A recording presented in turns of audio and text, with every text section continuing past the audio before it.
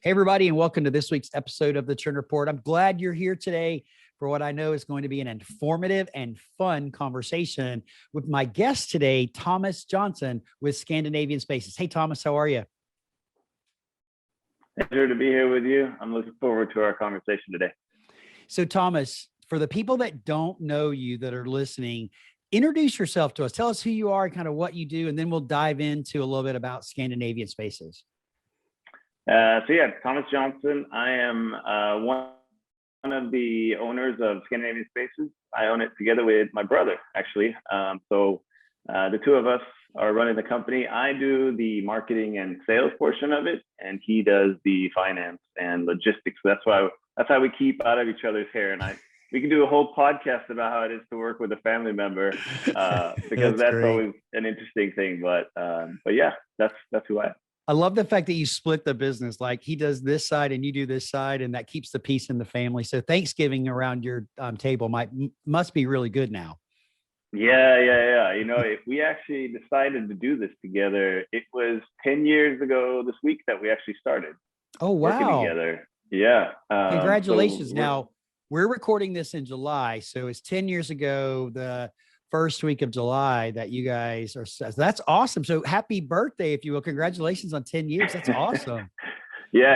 And we've had our fights, we've had our moments. And I think from that, we've learned that, by separating things and just trusting each other, we can do so much better together. So it's been a learning process, and 10 years has gone by so fast. But I literally looked up, my first email was July 7th, 2011.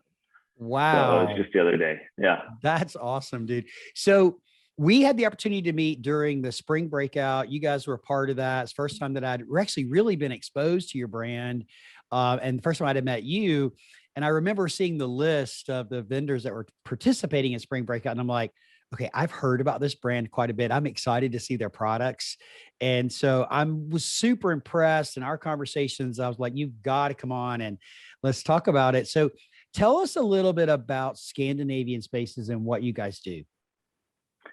So yeah, it's interesting that from the short time period that we've launched Scandinavian Spaces, I said we started 10 years ago, but Scandinavian Spaces is actually only 5 years old. Started in 2016.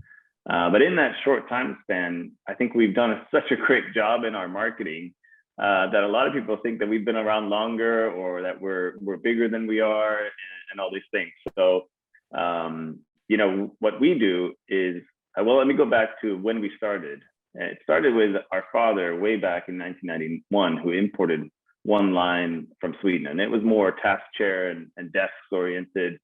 Really good at what they do, but from that relationship and how that vendor, we were able to talk to other vendors from Sweden, and that's how Scandinavian Spaces was born, where we found that by talking to the other vendors, and some of these are small family businesses in Sweden. Some of them are fourth generation. Since 1891 is the oldest company that we work with, and they literally are the fourth generation family run business.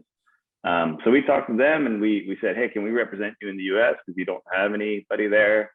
And we got a little list of about 10 vendors together, and created Scandinavian Spaces as a kind of umbrella, brand name that we can market this and kind of curate also the chairs and the things that we think are going to work for the US market.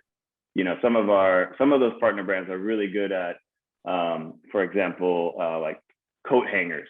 But in the US, we don't really use coat hangers because we all have closets, right? So that's why we don't have any coat hangers on our website. But that's just an example of how we've taken the lines and curated down to something that we think really works for the US market. And it kind of came from the love of being Swedish myself, my brother as well. We speak the language, we can speak to these people. They really trust us in building their brand here, and representing them in the right way. But also our kind of passion in bringing this great furniture from Sweden to the US is kind of sharing the culture of what it is to be Swedish in a way. So that's kind of where the love of this business comes from. So your dad started a business importing Swedish product, task chair. You guys got exposed to the business early on. And then 10 years ago, you said you and your brother decided, okay, let's go and do this. And then out of that, 5 years later came, or yeah, 5 years later, in 2016, came Scandinavian Spaces. And I love how you described you're curating Swedish designed products from a variety of manufacturers, some of them as old as 1891 in the fourth generation, which is awesome.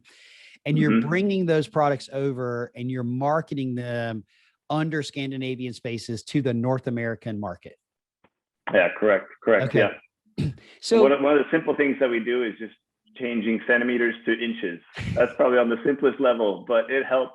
Let me tell you, it helps. yes, it does. We don't talk in centimeters here, right? No. So you're looking like, what do you have do you have the US version of that? Of course, probably the only place in the world that doesn't do centimeters or the metric system, but there you have it. True. We got our ways, Yeah. right? Yeah. True, but it works. Well, I think there are needs in the US. Well, the needs of the US community, whether they're interior designers or dealers or whatever they are different than what they are in other parts of the world, right? We want different things. We want different marketing materials. We want different resources. And so, I guess the way that I would frame this is you're meeting the US customer where they are and giving them the tools and the resources they need in order to embrace and have access to beautifully designed products from a really pretty part of the world. And Sweden's on my bucket list of someplace I would certainly love to go. Now, if I remember correctly, most of your products come from one particular region in Sweden. Yeah. So was that by accident or was that by design? I actually did a little bit of research before this podcast today, and I have a little bit of a history for you.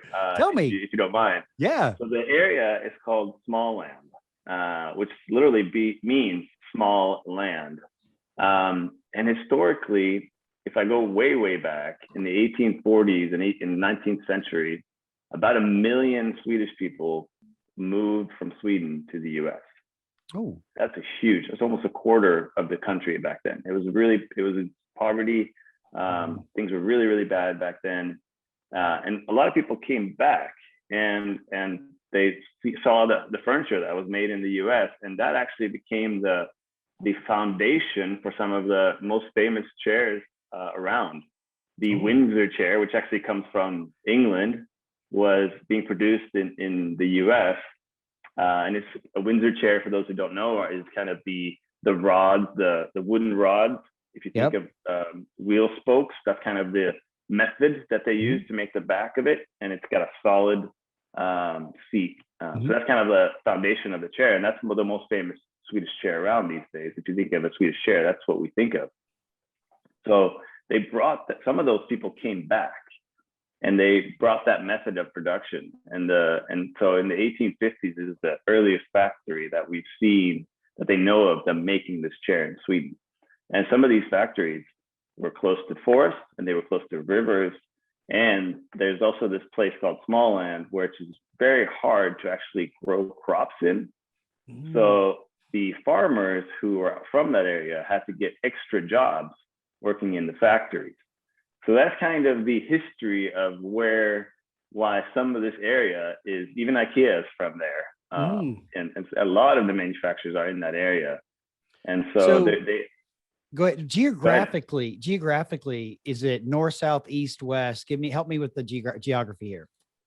Yeah, so it's south, but it's not like south along the coast. It's inland a little bit. So Sweden has 3 large cities. Malmö is in the south tip, close to Denmark.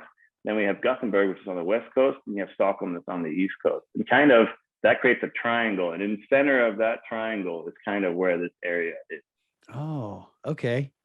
That's awesome. And so it's kind of like happened by accident, where they came over here to the US, learned some manufacturing, then went back and started manufacturing plants. And then they employed workers that were predominantly farmers, because you can't really successfully grow crops there long term.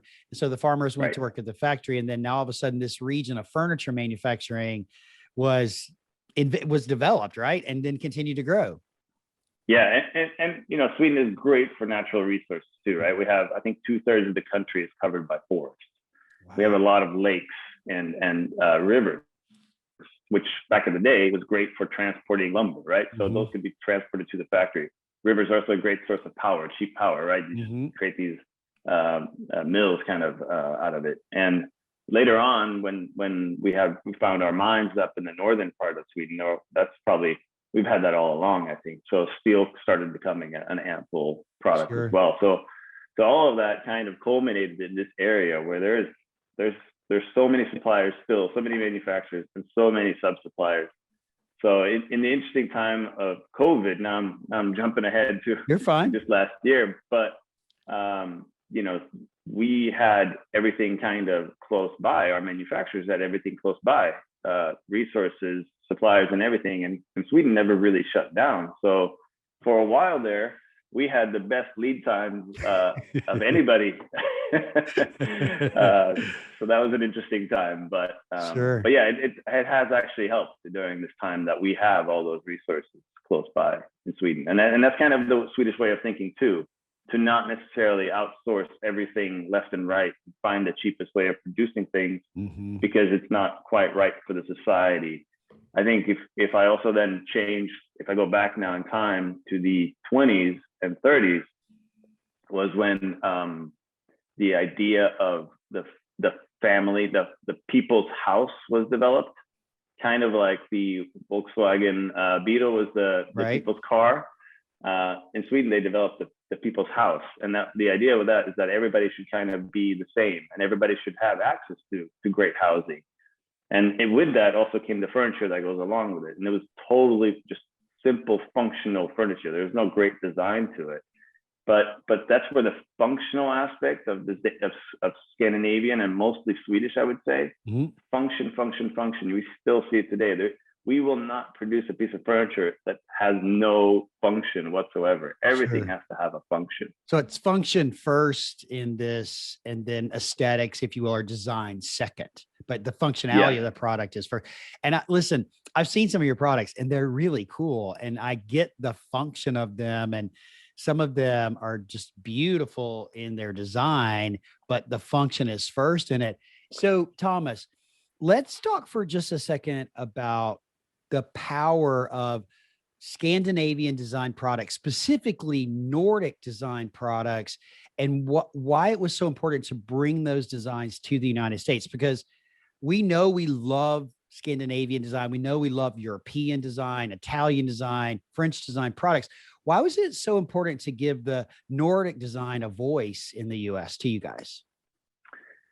Oh, that's a hard question. I think partly was the functionality specific to the contract market. I think that is one thing that I really thought we could use here, where we think just a little bit differently. Like one of my partner brands, Materia, they pretty much invented the counter height meeting table, and the benefits of that are, you're leaning forward. You're not necessarily standing so you won't get tired, but you're leaning forward and you're forward. You're more active in a table meeting like that.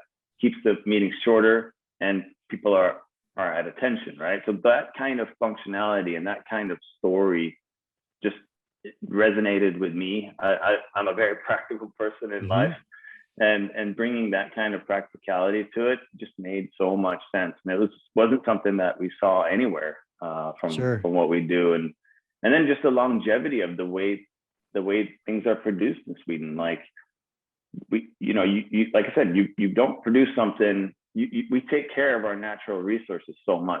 Right. So if we cut down a tree, that lumber from that tree is going to last a really long time. And so when we produce something, you're going to use all of it, and you're going to do it in a way where this chair is not going to break for 50 years. Now, we don't have the lifetime guarantee, but I bet you we could, because it just lasts that long. It's just made to last. So that's a different way of thinking. It's probably not, for those who are trying to save dollars, make the cheapest possible interior solution for their office. We're not that option. But for those who think that like sustainability is a major thing, and I think a lot of people talk about sustainability, they think about VOCs and Green Guard and all these other things. but how long will the furniture last? I think Sure. it's something that needs to be talked about as well. Yeah, there's a whole life cycle conversation about sustainability that needs to happen from the beginning all the way to the end. And then what happens at the end of its life? The end of its first life. Does it get a second Yeah. life? Can it be reused in a different environment? If not, can it be broken down and can it be recycled rather than go into the landfill? I had a podcast guest on earlier in the year where she referenced that a quarter of the landfills in the United States, 25% of all the products that go in a landfill in the United States are office furniture waste. As an industry, that is something that we need to pay attention to and something that we need to figure out how to correct. And I love that you're talking about it's a circular, right? It's a circular economy, and it's from the beginning all the way to the end and the second life. And it doesn't get a second life. How can we take it and recycle the components of it so that we do not put it into a landfill? And so I appreciate you bringing that out and highlighting that. And it's an important conversation, but we love great design products. And what we get with you guys is the bonus that function is first and the design is second. And if you've never checked out Scandinavian Spaces, we're going to put the link to their website address in the show notes. So you can go look at some of their products. They're stunning. I mean, they're absolutely stunning. So talk to me a little bit about the growth. You guys now have a space a couple of years ago in the merchandise mart. So tell us a little bit about the growth, because I first discovered you. I mentioned this to you when we were on one of our stops, somewhere across the East Coast, that I kind of stumbled upon you by accident, and I was totally misconstrued what you were, who you were. And, I thought you were a small little retail store, catering to boutique designers, but that's not what you were. And you're in Austin, Texas, of all places. So tell us a little bit about the story of growth and how you guys got to where you are today. Yeah. Austin, Texas is a weird place to be for a Swedish person, but I actually love it. I love it. I've moved here and then moved away, but moved back. That's how much I love Austin. But to answer your story, we basically started this. I tried it first in New York. That's where I moved away from Austin. I tried this in New York, and that's the best way to try marketing this beautiful design. And thank you for that. I wish I could design it, but I didn't. I can't take much credit for it. But that's the best place to get feedback on it. They were, New Yorkers are. They won't. You don't waste their time. Yeah, no, they don't mince their words, do they? They don't mince their words. It was very much like, I love that, hate that. That's too expensive. That lead time won't work. Whatever it was, we learned so much by being out there ourselves, talking to designers, and it's primarily designers we talked to. And for the most part, it was also very, very. They were saying to me, "We've been looking for this. Where have you been? We need this. We need this. This is exactly what we're looking for right now." And so that was very encouraging. And so from that, when I moved back to Austin, I hired a couple of people. We have direct reps that work for us in New York and here in Texas, in Austin specifically. In 2018, we got our showroom at the Mart, and I 100% know, almost for a fact, I can't say it's a fact, but I have a hunch. We were the smallest company there that had a showroom. A permanent showroom, right? Not a temporary, but you had a permanent. So before you tell the story about the Mart, what possessed you to say, okay, we're ready. We're going to the Mart. We're going to make an investment and get a permanent showroom in the Mart. What was the catalyst that made you make that choice? Ooh, we've been close to doing it a couple of years earlier. That would not have gone well. I think the timing of 2018 was just perfect for us. It felt very, very scary. It was a little bit like in poker when you go all in. We just had a hunch that things would go pretty good. We had a great designer from Gilan Vinas who helped us design it. She uses color very, very well. So that became a feature of us. We wanted to stand out. We wanted to do something different. I'll tell you a little story. We bought some bags that we were going to hand out, and we bought about 2,000 bags. which I thought was like crazy. How can we hand out 2,000 bags? This is not going to go. I mean, how's that even going to go? We're gonna ship bags back to Austin and be giving them out for a couple of years, right? Yeah, totally. Yeah. And we prepared 300 the morning of Monday morning. Mm-hmm. Those 300, and what I mean by prepared is that we put a little flyer in them. Yeah, you prepared them. You put something in them for people to take away, right? Yeah. Those 300 were gone in 15 minutes. And the rest of the day, we had a sweatshop going on in the back of our showroom, in the closet there, to try and pump out as many bags as we could. And we had to stop at about 1 p.m. because we wouldn't have enough for the next day. So right, it was an unbelievable experience. And I remember vividly how I'm getting goosebumps just thinking about it. How you could see people come in and say, wow, this is amazing. You can read it on their lips. Mm-hmm. And I was just standing there surrounded by people. I had no idea who I was going to talk to. Didn't even know what I was going to say. I was just in awe. It left me speechless. So 2018, first off, congratulations, man. It is so exciting to hear that. And so 2018, you made that decision to go. And it's an investment. If you don't know much about the cost of real estate at the Merchandise Mart, do a little bit of research. It's an investment to go, not just to have a space in the Mart, but it's an investment to do the show and to prepare for it, and people and resources. So you got a space, you hired a design firm to help you, really focused on color. And I remember walking into it and I did exactly the same thing. Like, wow, who is this company? Right. I mean, at that point in time, I wasn't correlating my research that I had done a couple of years before to who you were. It hadn't rung a bell with me yet. And, and I did the same thing, walked in like, wow. And you had it kind of segmented by color. It was so pretty and it was absolutely stunning. And it was an attention grabber. And it's a great example of when you have a small company that has beautiful, well-designed quality product and you take the risk to do something big, how it can pay off to the growth of your company. So what else happened at NeoCon 2018? Well, from that, we walked into that with two reps that worked for us and one independent rep. Maybe two. We had two, one that just started right before. But from that, we signed 10 more. And from the year after, we signed another 7. And so we've only been through 2 NeoCons because of COVID. So I'm really looking forward to the one coming up in October. But it's just been such a tremendous experience. It really put us on the map. And we've been going to NeoCon every year since then, talking to other manufacturers, hearing what they're doing. You're trying to make friends in the industry. Sure. I think it's very beneficial to have friends in the industry. 100% agree with you. Yeah, there's enough for everybody to go around. I think that's my kind of mentality. And so, in making some friends, we learned that like this is a good investment. We think this will work. And if it doesn't, then we'll find something else we'll do, or we'll find a different method.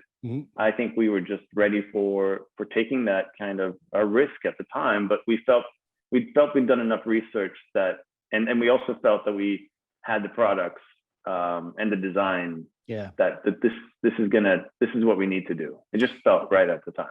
Didn't you win an award? Oh yeah. So thanks. I forget about that little part. We did win best small showroom. So that was huge. That was huge to come in, such a small player in when there's so many beautiful showrooms too. To win that award. So I mean, you were amazing. You were a small, relatively unknown brand in our industry. You make the investment, you show up at NeoCon, you win the Best of NeoCon Small Showroom Award, which is a big deal, especially based on who the committee is. You show us Nordic design products, all from a certain region in Sweden, and you have a beautiful space. And then you had 2 reps when you got there, you left with 10, then you signed more. Now you're full out, a few years later, and you guys are off to the races. I mean, it's such a great success story, which is why I was enamored about it when you were telling me all about it when we were on our trip together, that it just shows the power of great design and great products and taking risk, right? Just take the risk. If you believe in what you're doing, take the risk to go forward, and look at how it's paid off for you guys.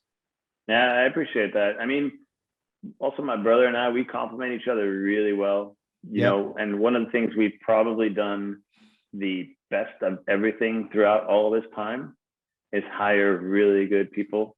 Yeah. And make them happy so that they won't leave us. You know, sure. I'm big into leadership. I'm big into self-development, and that's something I try to create an environment that is inspiring and where our employees can reach their goals, but then also an environment where they don't want to leave us because there's nowhere better to go. So that's really like my philosophy as a leader.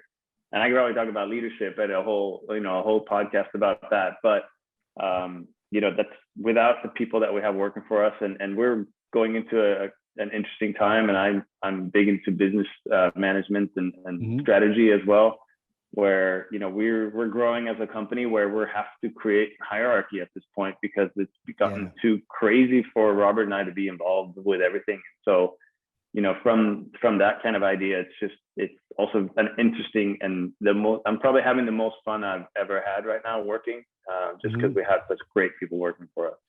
Well, and I appreciate you sharing that, because the people make your business, right? If you take care of your people, they're going to take care of your business, and you're creating a dynamic and a fun and exciting culture where they want to stay and they want to hang out. And you're continuing to grow because you're expanding and building a new facility in Austin, which is great, especially coming out of what we've been through for the last 15 to 18 months, to see your business grow and thrive. And I'm excited to see where it's going to go. I'm excited to see what that space looks like in October, and what you guys do with it. So, I mean, lots of bright things ahead for you guys. But I want to go to something about your people for a second. Because you did a really, really good job in hiring a marketing person, because your marketing is just spot on and it is so good. I mean, what you guys do on Instagram, what you do with your brochures and your your marketing is like off the charts good. So tell me how you got there, because that's such an important part of business is marketing. Yeah, 100%. I've had other manufacturers actually ask me, like, who do you hire to do your Instagram? And I'm like, actually, we do it all internal. And they're like, wow. Yeah. So yeah, they are amazing. I think, one key feature is we've hired a consultant. His name's Thomas Patrick. He's great. He's worked in the industry for a long time, used to be an independent rep. And so we want to be as easy to specify as possible. It's one of our goals. We want to make the designer look like a rock star. And so all that our website needs to be a tool that people can go to, find everything they need, and then we only reach out for when they have final quantities and all that ready to go. And the budget's been approved. That's kind of our philosophy in that. And being, designers are also visual people. So if we can create an Instagram that is inspiring, a website that is inspiring, then I think we've done a really good job. It helps as well that our products are, pleasing to look at. I think that's really a big part of it. And so, we also rely on our partner brands who've done a great job of taking some imagery as well. And I think in the future, we want to create a little bit of imagery on our own as well. So that's going to be our kind of next step in the evolution of things. And we're creating, like I said, also just sales tools that makes it easy for a designer to specify. So instead of having 9 different price lists from 9 different manufacturers, we've actually created our own price list, but everything, it all looks the same. Like it shouldn't look any different, even though there are 9 different brands behind it. Yeah. And all in inches, of course. All in inches. That's great. So you curate brands. You're curating a customer experience for your predominant customer, which is the interior design community, to make life easy for them. And then you're giving them avenues to do what they need to do. And then you sell your products to office furniture dealers represented by independent reps. And you've been on this journey for 6 years now, if I'm doing the math right. Yep. 6 years. 7, 6 years. 5 or 6. Yeah. Something like that. No, exactly. Yeah. And you've been on this journey of success and growth, and it's been so much fun to get to know you and get to see what you're doing. So as we start to wrap up, Thomas, when are you going back to Sweden? Because I want to tag along because I've never been there. And so I've been to Denmark, but I've never been to Sweden. So like I said, it's on my bucket list. So I can carry your suitcases. Okay. We go every year for the Stockholm Furniture Fair. It's actually behind Milan and Organtech. It's the third largest in Europe, and it's a great show to go to. I would encourage anybody who wants to see great Scandinavian design, go to the Stockholm Furniture Fair. The booths are just so elaborate, so amazing. Oh, when is it? We'll see. It's in February, so it's the worst time of the year to have it. It's going to be, but if you like slushy, gray, raining, maybe you'll get some snow. That would be the highlight of it. But yeah, and the sun goes down at about 3:34 and comes up at about 9 a.m. Okay, so you're not ever see. You're not doing the Stockholm Furniture Fair. Your marketing of them is really bad at this moment. So I don't think they're going to pick up this. Yeah. Yeah, I'm trying to manage expectations on that. The best time to go is summer, of course. Then it's the opposite. Then we have sunlight from 5 a.m. to 11 p.m. Oh wow. It's you can if you go out late night partying, some of these places close at 5, and so you can walk out of a club and not that I'm too old to do that nowadays, but basically you can walk out of a club and it's sunlight. Oh wow, kind of an interesting, that's awesome because Sweden is so far north, so you closer up there. So give us a glimpse. You didn't answer my question, by the way, other than you're going to Stockholm. When I'm going to go, that's an interesting thing, because I was thinking about going next week. Oh, okay. But I'm not sure if I'll be able to go, honestly. It's it's one of those things with COVID that just complicates things. Yeah. My Swedish passport, expired during the pandemic, so it makes it a little bit tougher to travel. So sure. I might just have to wait on that, and it's okay. It's okay. I miss it. I really miss it. I bet you do. Much. So give us a glimpse at tease us a little bit, Thomas. Tell us what we can expect to see at NeoCon from Scandinavian Spaces. So we're going to show, we've kept about 30% of our products. So those are going to be some of the best sellers, but we're switching out the color scheme a little bit. So it's still going to be colorful, but other colors. You're going to have to come and see the colors that we're going to show this year. We're trying to be really on trend where the colors are going to be. And we've done a lot of research for the colors specifically. It's going to be interesting to see what people's reactions are going to be from the colors we use. Color design life. So we love to use colors. That's one of our motto. Mm-hmm. And then we brought a lot of new products. Really a lot of new products. So again, because Sweden wasn't closed down during the pandemic, people were still working. People were still going to the office, which sounds crazy. Don't get me wrong. And I was also kind of worried about them, to be honest. But it's gone well. And out of that is also a lot of new products was able to launch. People were able to work on that. So we have some really exciting new products, and I can't wait to see people's reaction from that. Okay. So there's 3 products that I know of that I know you're going to have there. You're going to have the moss wall, right? Yep. Okay, guys, if you've never seen Scandinavian Spaces moss wall, you got to go check it out. It is so cool. And I got a whole education about the moss wall from Thomas, and it's really cool how it's preserved and what they do. So you got to go check out the moss wall. And I don't know the name of this. I should have looked it up before we got on here, but the chair that you've been marketing on Instagram that has all the rainbow colors, that's circular. What's that called? It's called Big Talk. Okay. Big Talk. Mm-hmm. Okay. That's one of the coolest pieces of furniture I think I've ever seen. So you're going to have that there.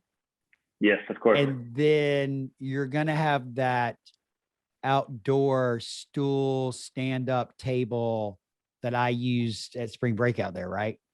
Yeah, that's one of my favorite pieces, actually.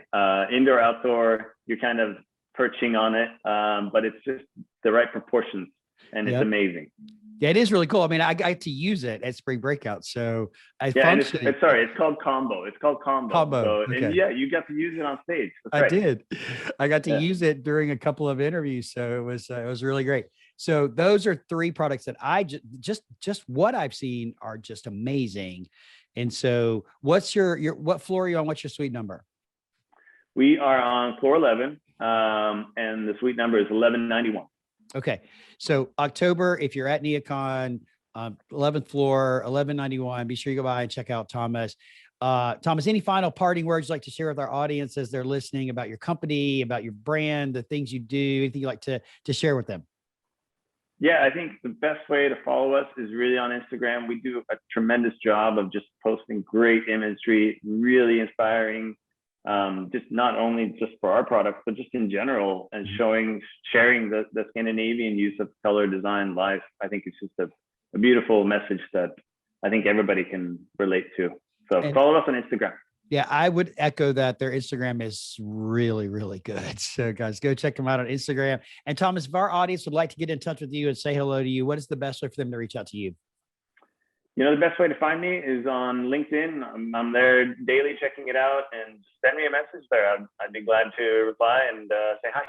So guys, you know the rules. We will drop the link to Thomas's Instagram, both Instagram as well as Thomas's direct LinkedIn profile in the show notes. When you do reach out to him on LinkedIn, hit that connect button. Be sure you hit add note. Send Thomas a note. Let him know you heard him on the Trend Report and you want to connect with him so he knows that he's getting some really good reach from our podcast.